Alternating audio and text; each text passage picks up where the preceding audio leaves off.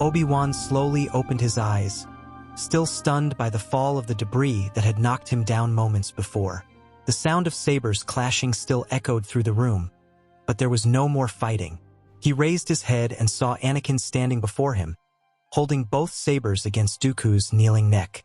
The Count was breathing heavily, defeated with no chance of escape. Palpatine, strapped to his chair, watched with a hidden smile amid the tension. Then came the phrase that made the Force tremble. "Do it." Obi-Wan's heart raced. The blue blade came down in a swift motion, and Dooku fell lifeless. The silence that followed seemed to scream louder than any explosion. Obi-Wan felt a knot tighten in his chest. Anakin had obeyed a cruel order, given not by a Jedi Master, but by the Chancellor of the Republic. Doubt settled like a shadow. He closed his eyes for a moment, pretending to be unconscious, so that neither of them would realize he had seen everything. Pretending was safer, at least for now. If he revealed that he had witnessed it, he would reveal to Palpatine that he was paying attention. Obi-Wan knew it was wiser to wait. The Force whispered warnings in his mind. When Anakin approached, Palpatine hid his satisfaction. "You did what needed to be done," he said in a firm voice. Obi-Wan remained motionless, just watching from the corner of his eye, without letting any reaction escape him. Deep down, his mind was working silently. Why had the Chancellor incited the execution? Why had Anakin given in so easily? The weight of the Jedi Code was clear. An unarmed prisoner should not be killed. But the decision had already been made. "Leave him. There is no time," Palpatine said. Those words echoed in Obi-Wan's mind, even as he pretended to be unconscious. It was the first clear proof that the Chancellor did not care about his life, and this detail would become a constant reminder of the potential danger Palpatine represented. On the return to the ship, Anakin carried Obi-Wan's body as if he were still unconscious. Obi-Wan kept up the charade, allowing the young man to believe he was saving him. Each step they took echoed in his mind as a reminder. Anakin was different. Palpatine's words reverberated in his ears. The Jedi Master realized that something bigger was happening, something beyond the Council's control, and he was now a hidden witness to this plot. As they landed, Anakin's gaze was steady, but there was guilt hidden in his eyes. Obi-Wan noticed this but said nothing. Silence was his weapon now. He knew he needed to reflect before confronting him. The time to expose his suspicions had not yet come. One wrong word could drive Anakin away for good. Palpatine, on the other hand, radiated restrained satisfaction. The Chancellor always seemed to be one step ahead, as if he controlled every piece in this game. Obi-Wan studied his gestures, every inflection of his voice, every glance he cast at Anakin. Everything indicated that the man was hiding something terrible. But how could he prove it? How could he expose it without Anakin himself seeing him as an enemy? These questions repeated themselves in his mind as they advanced through the corridors of the Senate. Obi-Wan remembered Qui-Gon Jinn, his warnings about trusting his instincts and listening to the Force above blind rules. His master had always believed that the Council could be too limited in its vision. Now Obi-Wan understood part of that lesson. The Force had shown him something no other Jedi had seen. The dark link between Anakin and Palpatine. It was his responsibility to carry that burden until he could act with clarity. In the solitude of his thoughts, Obi-Wan questioned the future. If Anakin repeated this gesture in other battles, how far would he go? How far would Palpatine push him? The idea of losing his apprentice to the shadows was too painful. He saw Anakin not only as the chosen one, but also as a friend, almost a brother. And yet, the scene of Dooku's death was etched in his mind like an open wound. As the transport headed toward the Jedi Temple, Obi-Wan kept his distance, watching silently. Anakin talked with Palpatine, and every word seemed to reinforce a loyalty that did not belong to the Jedi Code. The Master clenched his fists discreetly. The danger was not only external but came from within. The enemy was too close, sitting next to his apprentice. And he was the only one who knew. Upon arrival, Obi-Wan took a deep breath. Anakin believed he had saved his master once again, but the truth was otherwise. Obi-Wan now carried a new mission, to watch not only the war, but also the movements of his own apprentice and the most powerful man in the Republic. Obi-Wan entered the Jedi Temple still carrying the weight of silence. His mind returned to the moment when Palpatine had told Anakin to leave him behind. He knew he couldn't keep it to himself. He sought out Mace Windu, who was in meditation, and asked Yoda to be present as well. It was time to reveal what he had seen, even if it shook the trust between master and apprentice. Windu listened silently as Obi-Wan recounted the details of the fight. The master's stern gaze grew even darker when he heard Palpatine's order. "Are you sure?" he asked, leaning forward. Obi-Wan replied firmly, "I saw it with my own eyes." He said, "Do it," and Anakin obeyed him. And then he suggested they leave me for dead. Those words echoed through the hall like a muffled thunderclap. Yoda kept his eyes half closed, his hands resting on his staff. "Serious, this is Palpatine manipulating Anakin. He is a danger to the Order. He has become." Obi-Wan felt the weight of the old master's words. This was no longer a matter of vague suspicions or politics. It was a truth revealed by the Force itself. The Chancellor was molding the Chosen One according to his will, and he himself had almost been a direct victim of this plot. "If what you say is true, we can no longer wait," said Windu, his voice firm as stone. "Palpatine controls the Senate, the army, and now he is trying to control the Chosen One. If he succeeds in molding Anakin to his liking, we will all be lost." Obi-Wan took a deep breath, but felt no relief. Telling the truth did not erase the scene he had witnessed. Seeing Anakin, his brother, give in to that order was like an open wound that would not heal.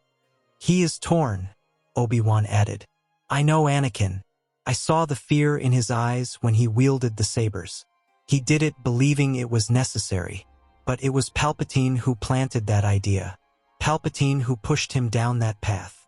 Windu stood up, pacing back and forth, reflecting on the gravity of the revelation. Each step echoed like an omen of storm. Yoda looked up at Obi-Wan. "Speak to the Council, we must not yet. Know the truth, few should.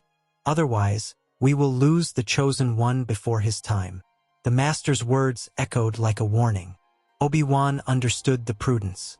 If they exposed Anakin prematurely, they could alienate him, handing him over to Palpatine once and for all. It was necessary to act wisely, even though urgency burned in their hearts. Windu crossed his arms. "So what do you suggest, Master Yoda? Continue watching while he infiltrates our ranks? We already have enough evidence." The Chancellor directly interfered in a Jedi mission, ordered a summary execution, and tried to abandon one of our own.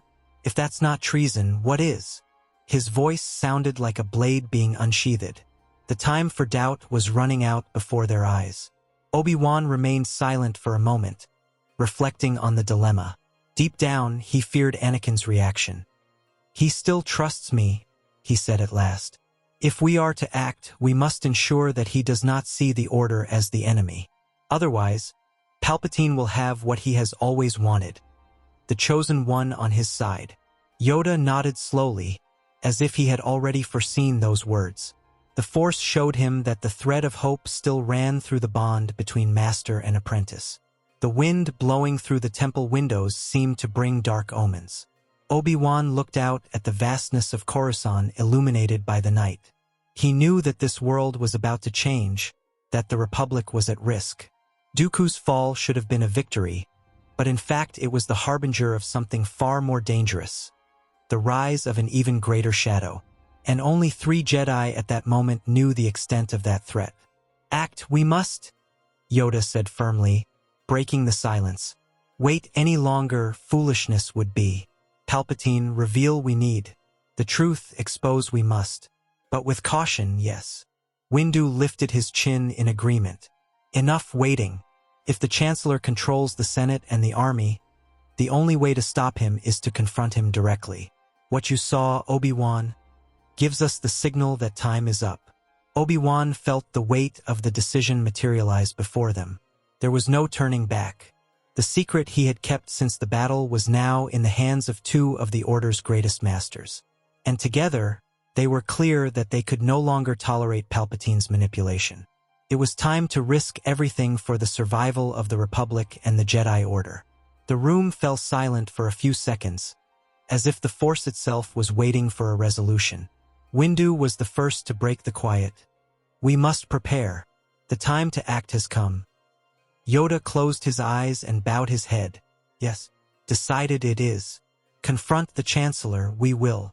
Obi-Wan remained motionless, but his heart was heavy. He knew that the battle ahead would be unlike any other, and deep down, he feared that it was only the beginning of something even greater. In the heart of Coruscant, in a discreet room in the Senate, Mace Windu and Obi-Wan waited in silence. Few knew about this meeting, and even fewer should know. When Bail Organa entered, closing the door behind him, the atmosphere became even heavier. He already suspected Palpatine, but hearing the Jedi confirm his doubts would give the matter new gravity. Obi-Wan was blunt. "The Chancellor not only manipulates the Senate, he also manipulates Anakin. I saw it with my own eyes." Bail Organa crossed his arms, worried. "If that's true, we need proof, not just words. Palpatine is seen as a savior by many. Without evidence, you will be labeled as conspirators." Windu leaned forward, his voice firm as ever. "That's why we called you. You know the ways of politics, you know where to look. If we find records, secret votes, or even hidden speeches, we can bring down his untouchable image." Obi-Wan nodded, adding, "We can't just attack with lightsabers. We need to expose the truth. If we can link Palpatine directly to the manipulation of the war, the Senate will react." Bail took a deep breath, knowing the risk he was taking. "I will help you, but understand, if we fail, the Republic will fall into even more authoritarian hands. And it may be too late even for you." Silence fell over the room until Windu concluded, "Then we will not fail." Meanwhile, in a chamber lit by the soft light of dusk, Yoda invited Anakin to meditate. The young man was restless, his eyes filled with something he did not yet want to reveal. "Breathe deeply, you must. Calm your mind, yes. Only then will clarity come," said Yoda, his voice calm. Anakin closed his eyes, but could not contain the turmoil that consumed him. The force around him was turbulent, like a stormy river. "I can no longer rest, Master," confessed Anakin, breaking the silence. "The nights are getting worse. I see visions, I see losses, and every time I wake up, I feel I don't have enough power to stop it." Yoda kept his eyes closed, listening patiently. "Losing, we all must accept. Attachment, source of suffering, is. If you cling to fear, you open the way to the dark side." The words weighed heavily, but Anakin looked away, unable to fully accept them. Obi-Wan and Windu, on the other side, continued to discuss. "We cannot underestimate Palpatine," said Obi-Wan. "He not only controls votes, but he controls hearts. Many see him as a war hero. We need something that is irrefutable." Bail Organa thought quickly, weighing the options. There are military files, orders he wrote himself. If they prove contradictions, it may be enough to expose that the war was fueled by him. I can access some records, but it will be risky. Back in the meditation room, Anakin ran his hands over his face, tired. These nightmares, each vision is more real than the last. Yoda slowly opened his eyes, staring at the young man. Death is part of life. To avoid it is impossible. The fear of loss poisons the soul. You must let the Force guide you. Trust it, not your control. Yoda's words, however, did not bring the expected relief. Anakin was silent, but his heart burned with contradictions. He wanted to trust, but the feeling of helplessness was greater. The echo of Palpatine's voice still rang in his mind. Promises of power, of avoiding death. The Master, small in size but immense in wisdom, saw all this reflected in the young man's aura, but preferred not to confront him directly. "Within you, the answers lie. Seek outside, danger will be."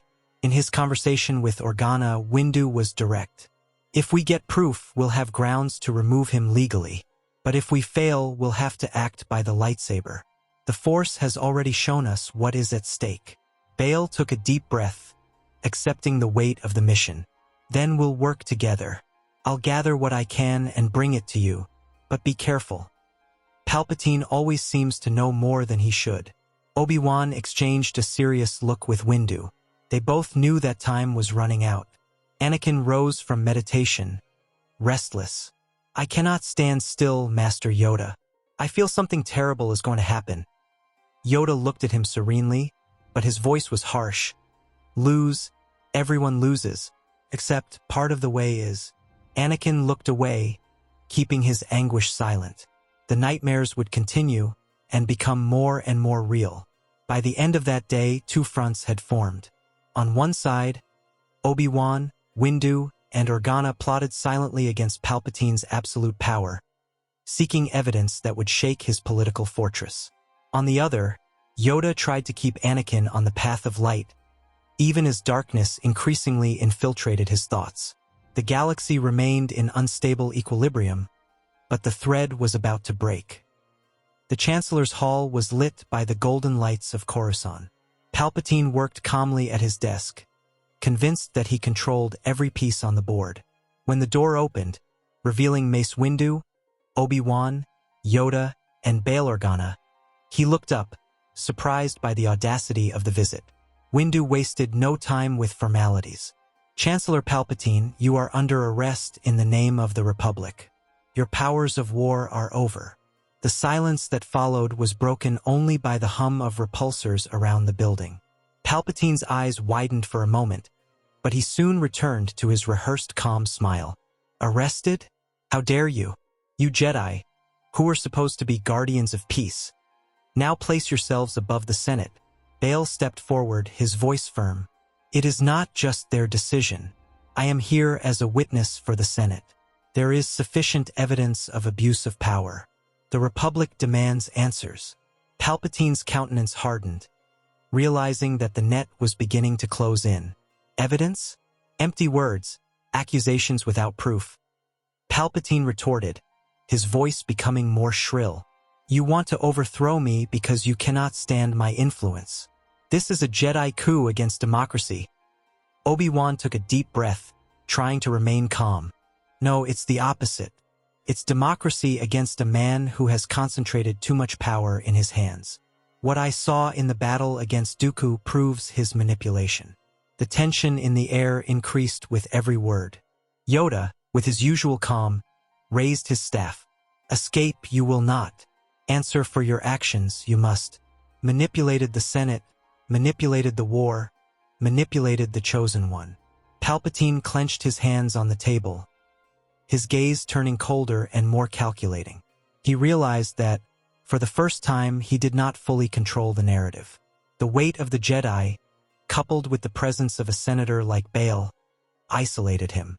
But in his mind, he was already formulating his next move. At the same time, elsewhere on Coruscant, Anakin stopped walking when he felt the Force tremble. A chill ran down his spine. His heart raced, and without thinking, he began to run toward the Chancellor's building. The visions from his nightmares mingled with the feeling that Palpatine was in danger. He didn't understand why, he just knew he needed to be there. Each step brought him closer to the fate that was unfolding before his eyes. Back in his office, Palpatine rose slowly. You don't understand, do you? Everything I've done has been to save the Republic. Without me, it will fall into chaos. You are blind to the true enemy. Windu stepped forward, his voice relentless. Enough. You are not the Republic, Palpatine. You used the war to stay in power. You will answer for that now. The Chancellor's face contorted in frustration. For the first time, his mask was beginning to crack. You think you can arrest me? He said, letting out a low, almost animalistic laugh. Without me, the Republic will collapse in hours. You have no idea who you're dealing with. Obi-Wan kept his hand close to his lightsaber, the Force telling him that something dark was about to happen. Bail Organa watched everything with growing astonishment, feeling that he was witnessing something much greater than he had imagined when he agreed to help the Jedi. Palpatine turned to Yoda. And you, old master, how long have you spent in wars that I myself allowed? Without my command, you would have been crushed. Everything you have achieved was through my vision. Yoda stood firm. Lies your words are. Exposed now you are. Choose. The truth you must. Silence fell for a moment, thick and suffocating, as if the galaxy itself held its breath waiting for the next move. It was then that Palpatine realized. There was no way out. No speech, no manipulation could avert those judging eyes. Anakin had not yet arrived, and the Senate was not present to protect his image. For the first time, he was isolated before his enemies. And in one sudden movement, his disguise fell away. From the side of his cloak emerged a red lightsaber, which lit up the hall with a blood-red glow. The shock was immediate. Bail took a step back, his eyes wide. Obi-Wan and Windu drew their sabers almost simultaneously, and Yoda planted his staff on the floor, ready for action. The revelation was complete. The Chancellor of the Republic was a Sith Lord. The disguise of years had fallen in seconds, and the truth now burned before them in the form of a scarlet blade. Treason! Palpatine shouted, even though he knew he was the traitor to the entire galaxy. Windu moved first without hesitation. His purple blade rose against Palpatine's red, and the clash of sabers lit up the room with sparks and crackles. The sound echoed like thunder inside Coruscant's heart. Obi-Wan took a step back, calculating, while Yoda watched the rhythm of the fight intently. Bail felt the weight of the scene, but knew he could not intervene. The war that was beginning there was not just one of blades, but for the future of the Republic itself. The duel between Windu and Palpatine began, fierce and fast, the movements almost impossible to follow with the naked eye. Obi-Wan stood ready to enter, Yoda waited for the right moment, and Bail simply witnessed the unimaginable. The Chancellor of the Republic was a Sith, revealed before everyone. The night on Coruscant was just beginning, and the fate of the galaxy would be decided by the edge of those blades. Anakin rushed into the office, panting, and froze when he saw the scene. What was happening before his eyes seemed impossible. Palpatine, the man he trusted, was wielding a red lightsaber against Windu. "What's going on, Master?" he asked, incredulous. Obi-Wan turned quickly and shouted, "Stay out of this, Anakin. It's not what it looks like. It's the truth. He's a Sith." The young man's heart ached, torn between loyalty and reality. The duel continued violently. Windu pressed Palpatine with firm blows, his purple lightsaber advancing at speed. Obi-Wan remained in a supporting position, while Yoda watched, ready to intervene. Bail moved further and further away, a silent witness to the fact that the entire Republic had been deceived. The blades clashed intensely, and Palpatine began to lose ground to Windu's relentless skill. With a precise movement, Windu disarmed Palpatine. The red saber flew across the hall and fell to the floor, turning off. The Sith staggered and, in desperation, raised his hands, firing force bolts at Windu. The room lit up with blue energy, sparks ricocheting off the walls. Windu held firm, blocking the attack, and pushed the Chancellor against the wall. Palpatine's face contorted in rage and despair. "Help me, Anakin," Palpatine shouted, his voice laden with pleading and manipulation. "They're going to kill me. Only I can give you the power to save what you love." Anakin took a few steps forward, feeling the weight of his nightmares again. "No, he must be tried by the Senate." Palpatine roared with rage, intensifying the lightning bolts. Windu resisted, but the impact shook the floor. Anakin, overcome with confusion, raised his saber and prepared to intervene. Yoda, who until then had only been watching, interceded with the firmness of his authority. "Stay out of this, you must, Skywalker." But Anakin, blinded by the whirlwind of emotions, ignored the warning and advanced against Windu. In an agile leap, Yoda threw his green lightsaber and jumped over Anakin, cutting off his mechanical hand that held the blade. The blue lightsaber fell to the ground with a crash, and the young man screamed in pain, falling to his knees. Yoda landed gently in front of him and said, with stern calm, "Stay out of this. You must," I said. Anakin's eyes filled with tears, not only from physical pain, but from the weight of his inner defeat. Windu took advantage of the distraction and advanced with all his strength. Palpatine's lightning bolts diminished until they ceased, and the Sith became vulnerable.